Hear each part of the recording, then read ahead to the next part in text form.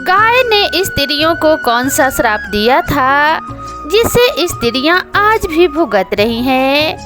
दोस्तों, क्या आप जानते हैं गाय माता ने स्त्रियों को कौन सा श्राप दिया था? और गाय माता को एक रोटी खिलाने से कौन सा फल मिलता है? आखिर गाय माता को एक रोटी खिलाने से कौन सा पाप नष्ट हो जाता है? दोस्तों, हमारे हिंदू धर्म में गाय को माता कहा जाता है और गाय माता की पूजा भी की जाती है।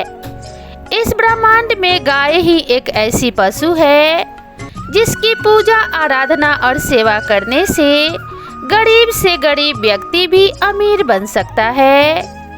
गाय की पूजा करने से समस्त मनोकामनाएं तुरंत पूर्ण हो जाती हैं। दोस्तों, गाय माता के शरीर में कई कोटि देवी देवताओं का वास होता है। इस वजह से गाय माता की पूजा करने से हमें समस्त देवी देवताओं का आशीर्वाद एक साथ प्राप्त होता है। दोस्तों, आज हम आपको बताएंगे कि गाय माता को एक रोटी खिलाने से कौन सा फल मिलता है। गाय माता का वह कौन सा अंग है जिसे सिर्फ स्पर्श करने से ही व्यक्ति के सारे दुख दर्द दूर हो जाते हैं। और जो व्यक्ति गायों को दुख देता है, उन्हें मारता और पीटता है, उसे कौन सा दंड मिलता है? और किस कारण गाय माता ने क्रोधित होकर समस्त स्त्रियों को श्राप दिया था जिसे स्त्रियां आज भी भुगत रही हैं? तो चलिए शुरू करते हैं यह पावन और पवित्र कथा। एक बार भगवान भोलेनाथ कैलाश पर्वत पर विराजमान थे। तभी अचानक से नारद जी नारायण नारायण का जाप करते हुए उनके पास आकर रुक जाते हैं और भगवान शिव जी को प्रणाम करते हैं। तो भगवान शिव देव ऋषि नारद से कहते हैं कि कहिए नारद जी, किस प्रयोजन से आना हुआ? तब देव ऋषि नारद कहते हैं कि हे जगत के कर्ता धर्ता, आप तो त्रिकालदर्शी हैं। आपको तो मेरे आने का उद्देश्य पता ही है कि मैं आपके पास क्यों आया हूँ, लेकिन आप फिर भी यह प्रश्न कर रहे हैं। तब भगवान भोलेनाथ कहते हैं कि हे देव ऋषि नारद, हम आपकी दुविधा को समझते हैं। आप बिल्कुल निश्चिंत होकर हमसे अपने प्रश्नों को पूछिए। हम आपको आपके प्रश्नों का उत्तर अवश्य देंगे। तब देव ऋषि नारद बोले कि हे प्रभु, अभी अभी मैंने देखा कि कुछ लोग गौ माता की पूजा कर रहे थे, उन्हें रोटियां खिला रहे थे और उनकी सेवा भी कर रहे थे। मैं गाय को रोटी खिलाने का महत्व जानना चाहता हूँ। और जो व्यक्ति गायों की सेवा करता है, उनकी पूजा करता है, उन्हें कौन सा फल मिलता है? वहीं दूसरी तरफ मैंने देखा कि कुछ लोग गाय माता पर अत्याचार कर रहे थे, उन्हें ऐसा करने का कौन सा दंड मिलता है? और वह ऐसा कौन सा श्राप था जो गाय माता ने समस्त स्त्रियों को दिया था, जिसे कलयुग की समस्त स्त्रियां आज भी भोग रही हैं? मेरी यह जानने की तीव्र इच्छा हो रही है। तब भगवान शिव मुस्कुराते हुए देव ऋषि नारद जी से कहते हैं कि हे नारायण भक्त नारद, आपके यह सभी प्रश्न बहुत ही महत्वपूर्ण हैं और आपने इन सभी प्रश्नों को पूछकर पूरे ब्रह्मांड का उद्धार कर दिया है। लेकिन मैं आपको आपके इन प्रश्नों का उत्तर देने से पहले आपको एक अत्यंत ज्ञानवर्धक कहानी सुनाना चाहता हूँ। जो भी भक्त इस कहानी को पूरा सुनता है, उसके मैं 32 अपराध माफ करता हूँ। दोस्तों, भगवान शिव जी कहते हैं, भारत के रायपुर शहर में गोपाल नाम का एक धनवान सेठ रहता था। वह प्रतिदिन ईश्वर की पूजा आराधना करता था। उसके जीवन में कोई दुख दर्द नहीं था। वह सुखपूर्वक अपने जीवन का निर्वहन कर रहा था। लेकिन कहते हैं ना कि बिना किसी सुख और दुख का मनुष्य बिना जल के मछली के समान होता है। इसलिए मनुष्यों के जीवन में सुख के साथ दुख का भी आगमन होना चाहिए। उस सेठ के साथ ऐसा ही कुछ हुआ था। उसके जीवन में सिर्फ एक ही दुख था कि उसको अभी तक संतान प्राप्ति का सुख नहीं मिला था। इस वजह से वह बहुत ही दुखी रहता था। उसने अपने पत्नी को ना जाने कितने वैद्यों और हकीमों को दिखा दिया था, लेकिन उसे संतान की प्राप्ति नहीं हो रही थी। एक दिन गोपाल अपने किसी कार्य से किसी नगर की तरफ जा रहा था। तब उसने देखा कि एक तपस्वी महात्मा जी अपनी साधना में लीन थे। तब वह गोपाल महात्मा जी के पास रुक जाते हैं और कुछ देर ऐसे ही बैठने के बाद तपस्वी महात्मा जी अपनी आंखें खोलते हैं। तो वह गोपाल उन महात्मा जी से कहता है कि हे महात्मा जी, मैं अपने जीवन से बहुत परेशान हूँ, कृपया आप मुझे इस कष्ट से निजात दिलाएं। तब वे महात्मा जी उस गोपाल नाम के सेठ से कहते हैं कि हे वत्स, तुझे किस बात का कष्ट है? लगता नहीं है कि तुझे कोई भी कष्ट होगा। फिर गोपाल बड़े ही दुखी भाव से कहता है कि मेरा ये कष्ट है कि मेरे विवाह को कई वर्ष हो चुके हैं, लेकिन अभी तक मुझे संतान की प्राप्ति नहीं हुई है। कृपया आप मुझे यह बताने का कष्ट करें कि मुझे संतान की प्राप्ति क्यों नहीं हो रही है, और आप कृपया करके मुझे संतान प्राप्ति का उपाय भी बताएं, जिसे करने के बाद मुझे संतान का सुख मिल सके। तब वे महात्मा जी अपने अंतर्मन की शक्ति से उस गोपाल नाम के सेठ के जीवन में घटित सभी घटनाओं को देख लेते हैं और क्रोध में उस सेठ से कहते हैं, अरे मूर्ख मानव, तूने तो घोर पाप किया है, क्या तुझे याद नहीं? एक बार जब तू किसी नगर को जा रहा था, तब एक वृक्ष के नीचे एक गाय अपने बछड़े के पास भूख प्यास से तड़प रही थी। तब तूने उस गाय को ना ही भोजन करवाया और ना ही तूने उसे प्रणाम किया था। उस गाय ने तुझसे सहायता भी मांगी थी, लेकिन तूने उसे उस दिन उस गाय माता की पुकार को सुनकर भी नजरअंदाज कर दिया था, और तेरी इसी उदंडता को देखकर उस गाय ने तुझे संतान न होने का श्राप दे दिया था। हे मानव, जो भी व्यक्ति गाय माता को कष्ट में देखकर उनकी सहायता नहीं करता है, उस व्यक्ति को घोर पाप लगता है। दोस्तों, भगवान शिव देव ऋषि नारद से कहते हैं कि हे देव ऋषि नारद जी, इस प्रकार उन महात्मा जी ने उस गोपाल नाम के सेठ को उसके पापों के बारे में बता दिया। तब वह सेठ रोते हुए कहता है कि हे भगवान, मुझसे इतना बड़ा पाप कैसे हो गया? मुझे अपने आप से घृणा हो रही है। मेरी वजह से उस गाय और उसके बछड़े को इतना दुख सहना पड़ा।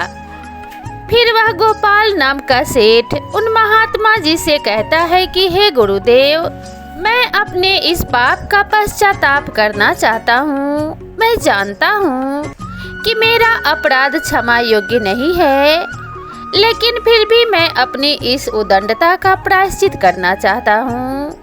कृपया करके आप मुझे इसका कोई उपाय बताएं, जिसे करने के बाद मुझे मेरे पापों से मुक्ति मिल सके। फिर वे महात्मा जी उस गोपाल नाम के सेठ से कहते हैं कि हे गोपाल, तुम दुखी मत हो।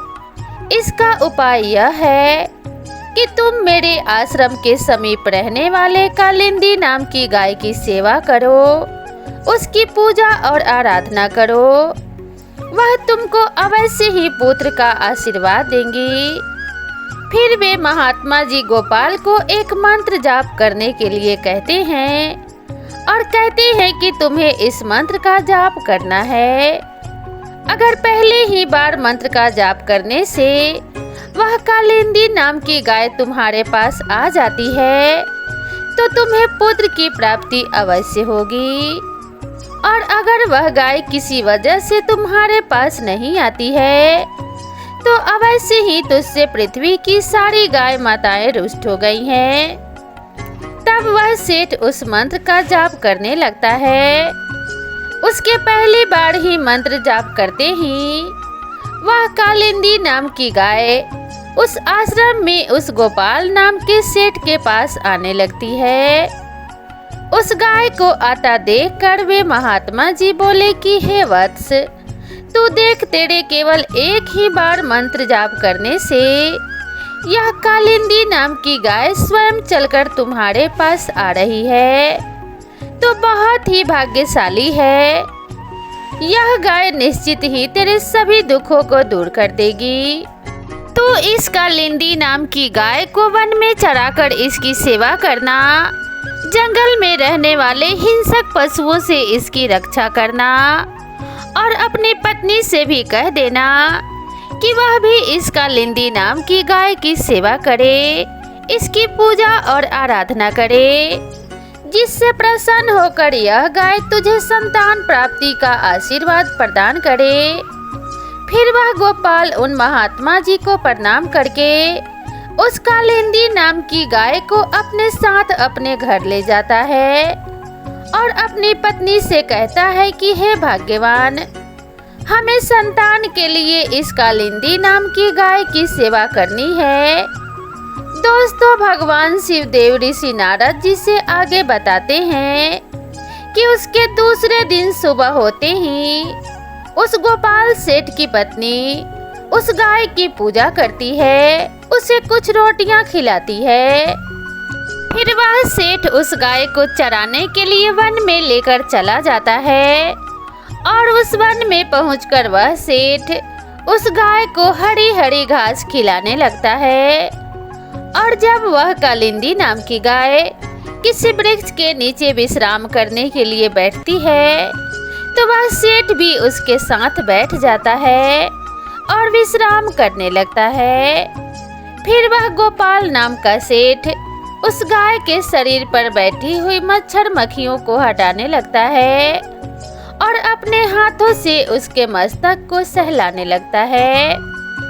इस प्रकार से उस सेठ को उस गाय की सेवा करते हुए जब शाम हो जाती है तो गोपाल उस गाय के साथ अपने घर लौट आता है।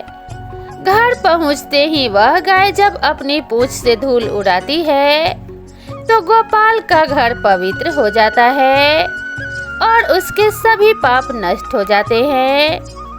फिर गोपाल की पत्नी उसकी विधि पूर्वक पूजा आराधना करती है और उसके चरणों में कई बार मस्तक झुकाती है। फिर उस कालिंदी नाम की गाय से प्रार्थना करती है और हाथ जोड़कर वह उसके आगे खड़ी हो जाती है। फिर वह गाय उस गोपाल सेठ की पत्नी की पूजा को स्वीकार कर लेती है और गोपाल की पत्नी पर अपनी दृष्टि डालकर उसके सभी दोष समाप्त कर देती है। गाय की दृष्टि पड़ते ही उस सेठ की पत्नी पवित्र हो जाती है। इस प्रकार से उस गोपाल सेठ को उस कालिंदी नाम की गाय की सेवा करते हुए 28 दिन बीत जाते हैं। फिर 29वें दिन जब गोपाल उस गाय को लेकर वन में चला जाता है और उस वन में पहुंचकर वह गाय वन के बीच में चली जाती है, जहां पर कई सारे पेड़ पौधे, झाड़ियां और बड़ी बड़ी घास थी। वह गाय एक झाड़ी के पीछे छिपकर घास चरने लगती है। इतने में ही एक शेर पीछे से आकर उस कालिंदी नाम की गाय को बलपूर्वक दबोच लेता है। गोपाल को शेर के आने की आहट तक नहीं होती है। उस शेर के कसकर दबोचे होने के कारण वह कालिंदी गाय दर्द भरे स्वर में जोर जोर से बोलने लगती है कि सेठ मेरी रक्षा करो, सेठ मेरी रक्षा करो। और जैसे ही गोपाल उस गाय की आवाज सुनता है वैसे ही वह दौड़ता हुआ उस गाय के पास पहुंच जाता है और वह देखता है कि एक खूंखार शेर ने कालिंदी नाम की गाय को बलपूर्वक दबोच रखा है। इस वजह से उस गाय की आंखों से आंसुओं की धारा बह रही है। तो गोपाल बहुत ही दुखी हो जाता है और हाथ में एक डंडा उठा लेता है। दोस्तों, भगवान शिव जी कहते हैं कि हे देव ऋषि नारद जी, जब गोपाल डंडा उठाता है उस समय वह उस शेर की तरफ नहीं देख रहा होता है, लेकिन इस समय जब उस शेर की तरफ देखता है तो उस शेर की दृष्टि पड़ते ही डर के मारे गोपाल का शरीर कांपने लगता है। उसकी सारी शक्ति क्षीण हो जाती है।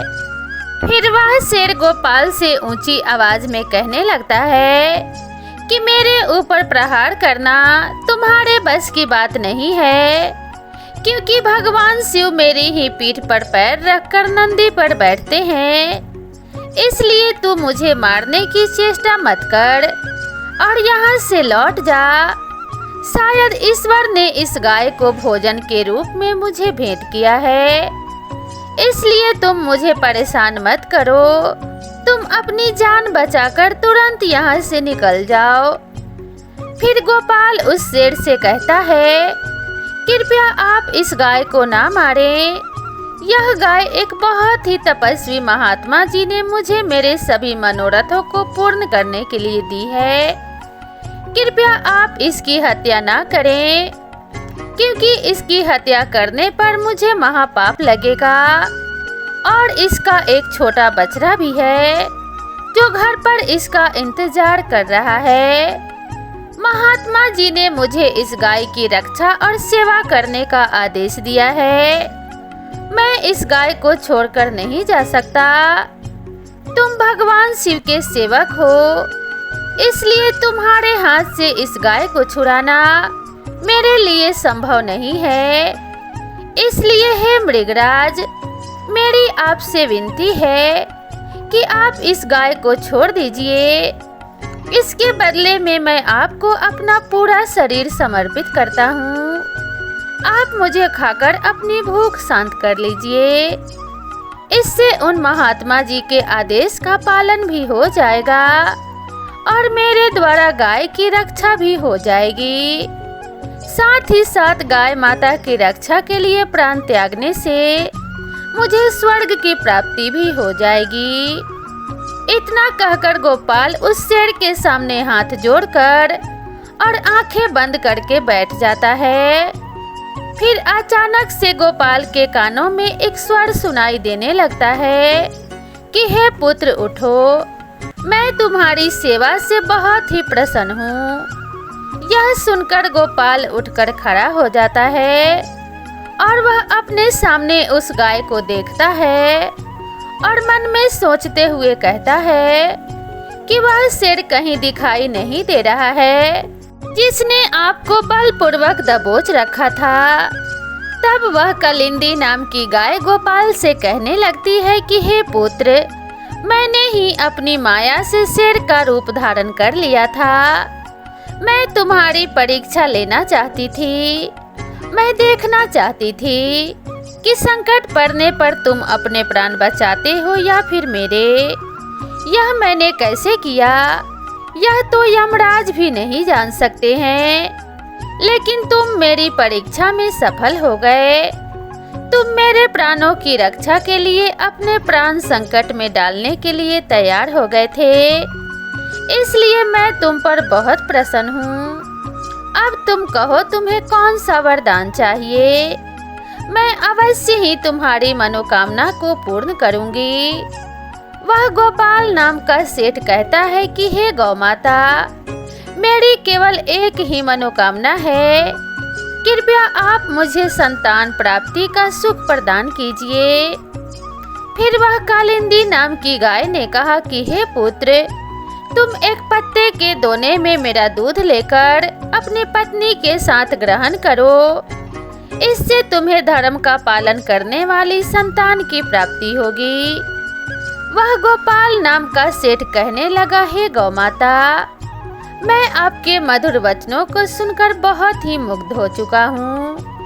अब आप मेरे साथ मेरे घर चलिए, मैं आपकी पूजा करके आपको भोजन कराता हूँ और सभी प्रकार के अनुष्ठानों को पूरा करके आपके अमृत समान दुग्ध का पान करता हूँ। उसके बाद वह गोपाल नाम का सेठ उस गाय को अपने साथ लेकर अपने घर चला जाता है। घर पहुंचने पर उस सेठ की पत्नी उस गाय की पूजा पाठ करने लगती है। तब उस गाय ने गोपाल की पत्नी से कहा कि हे पुत्री, तुम मेरी पीठ को स्पर्श करो, इससे तुमको अत्यंत गुणवान, धर्म का पालन करने वाली संतान की प्राप्ति होगी। फिर उस सेठ की पत्नी ने गाय की पीठ को स्पर्श किया। गोपाल और उसकी पत्नी उस गाय की विधि पूर्वक पूजा आराधना करते हैं और उस गाय माता के अमृत समान दूध को प्रसाद समझकर ग्रहण करते हैं। फिर वे दोनों उन महात्मा जी के पास पहुंच जाते हैं। तभी महात्मा जी उन दोनों को खुश देखकर कहने लगते हैं कि हे धनेश, अब यह गाय तुम दोनों से बहुत ही प्रसन्न है। अब तुम्हारी सभी मनोकामनाएं अवश्य ही पूर्ण हो जाएंगी। दोस्तों, भगवान शिव जी कहते हैं कि हे देव ऋषि नारद जी, जो भी मनुष्य गाय की सेवा करता है, उसे भोजन खिलाता है, उसकी पूजा और आराधना करता है, उसकी सभी मनोकामनाएं पूर्ण हो जाती हैं। और जो भी व्यक्ति गाय की रक्षा करता है, वह कभी भी गरीब नहीं रहता और मृत्यु के बाद उस व्यक्ति को सीधा स्वर्ग की प्राप्ति होती है और उस व्यक्ति की भगवान भोलेनाथ के साक्षात दर्शन प्राप्त करने का सौभाग्य मिलता है। जो भी व्यक्ति श्रद्धा पूर्वक गाय का दूध पीता है, उसे कोई बीमारी नहीं होती है और जो व्यक्ति गाय की पीठ को स्पर्श करता है, उसके सभी पाप तुरंत ही नष्ट हो जाते हैं। जो व्यक्ति गाय को एक रोटी खिलाता है, वह व्यक्ति नरक की वैतरणी नदी को गाय की पूंछ पकड़कर पार कर लेता है। इतना करने से ही मनुष्य सभी ऐश्वर्य और यश को प्राप्त कर लेता है। वह व्यक्ति कभी भी गरीब नहीं रहता। अतः हमें गाय माता की सेवा आराधना अवश्य करनी चाहिए, क्योंकि ऐसा करने से मनुष्य को 7 पीढ़ियों तक मनुष्य योनि में जन्म लेने का सुख प्राप्त होता है। गाय माता की सेवा करने वाला व्यक्ति रंग से राजा भी बन सकता है। दोस्तों, भगवान शिव जी देव ऋषि नारद से कहते हैं, इस प्रकार गोपाल के द्वारा उस कालिंदी नाम की गाय की सेवा करने से उसे एक पुत्र की प्राप्ति होती है। दोस्तों, भगवान शिव कहते हैं, हे देव ऋषि नारद जी, आपके पहले प्रश्न का उत्तर मिल गया होगा और आपका दूसरा प्रश्न यह था कि जो व्यक्ति गायों को मारता पीटता है, उसे कौन सा दंड मिलता है। तो मैं आपको बता दूं कि उन व्यक्तियों को ऐसा करने पर सीधे नरक की प्राप्ति होती है और ऐसे व्यक्तियों को नरक के देवता यमराज जी कई वर्षों तक खौलते हुए तेल के घड़े में पकाते हैं।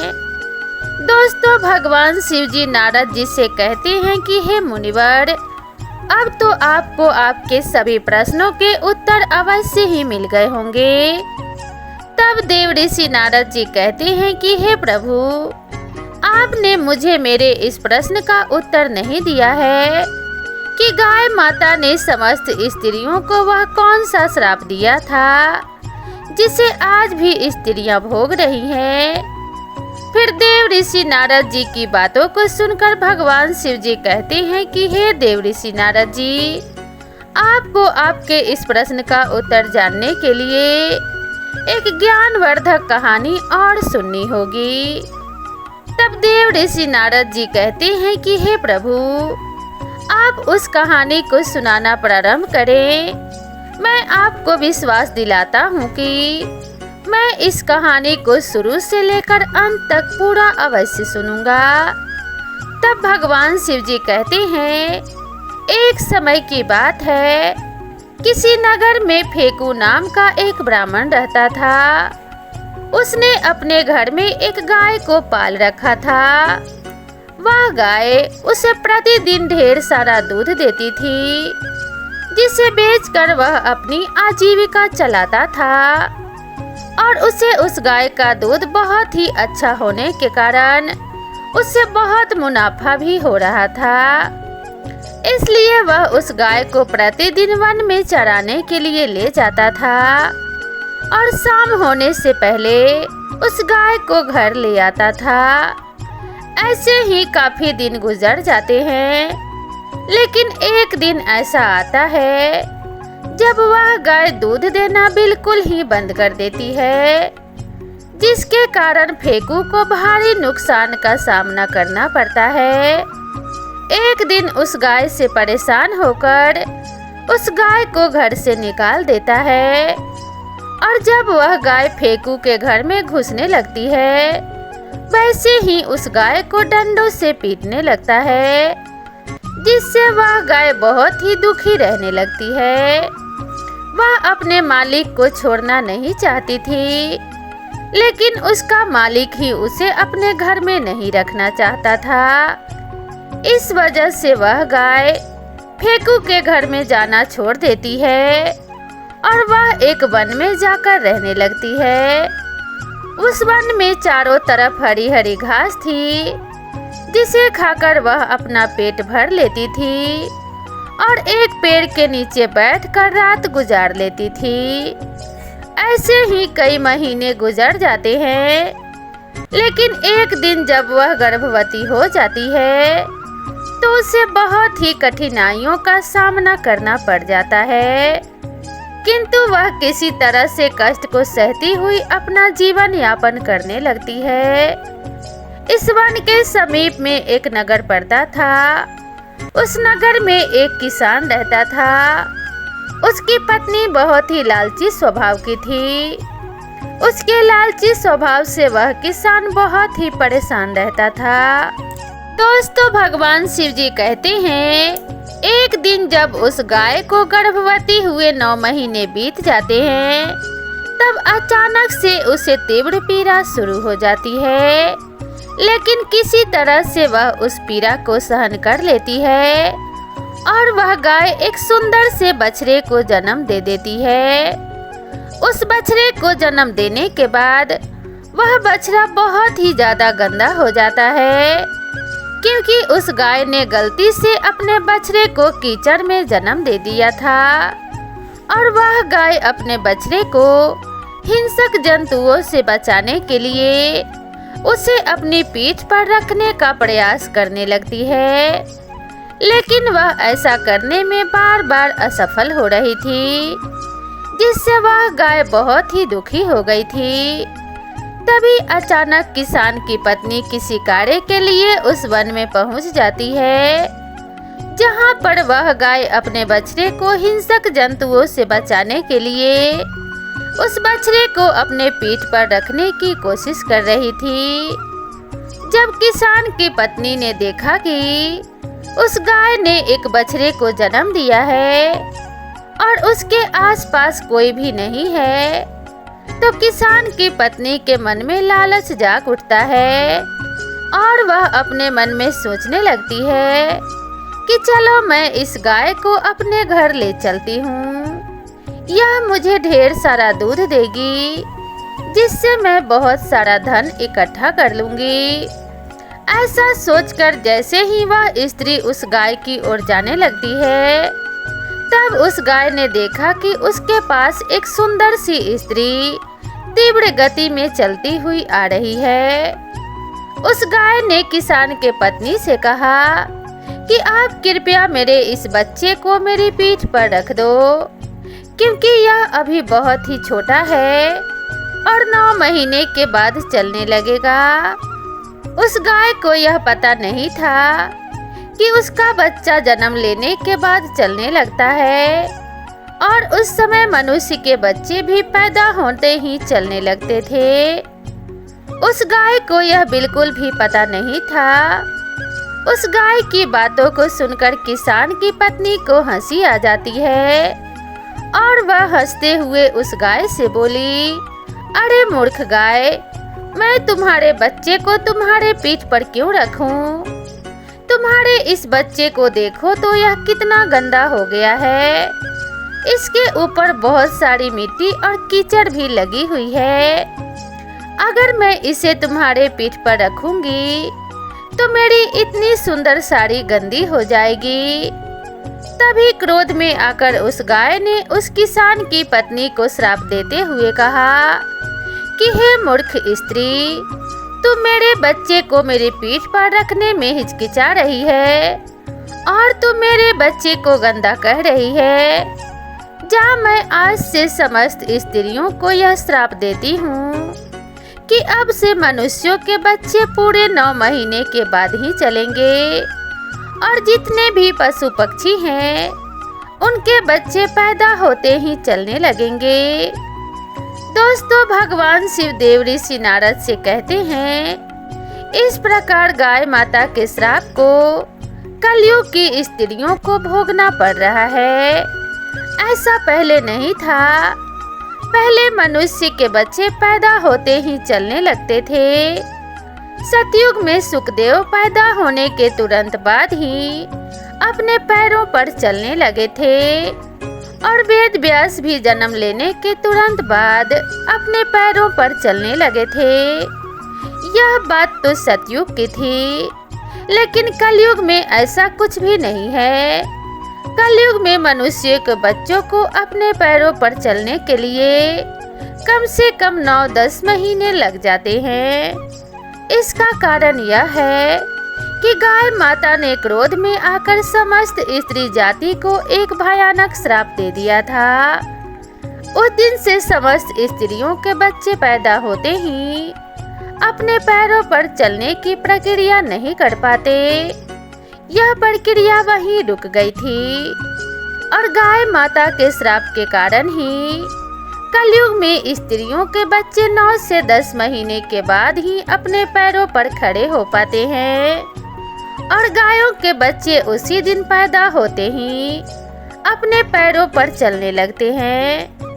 इसीलिए किसी की आत्मा को ठेस नहीं पहुंचाना चाहिए, दूसरों के दुख में दुखी हो जाना चाहिए और दूसरों के काम अवश्य आना चाहिए और साथ ही पशु पक्षियों की सहायता अवश्य करनी चाहिए। उसी स्त्री की एक गलती की वजह से कलयुग की समस्त स्त्रियों को गाय माता के श्राप का फल भोगना पड़ रहा है। तो दोस्तों, भगवान शिव जी कहते हैं कि हे देव ऋषि नारद जी, अब तो आपको आपके सभी प्रश्नों के उत्तर मिल गए होंगे। तब देव ऋषि नारद जी कहते हैं कि हे प्रभु, अब मुझे मेरे सभी प्रश्नों के उत्तर मिल गए हैं और आपने मुझे बहुत ही महत्वपूर्ण ज्ञान दिया है।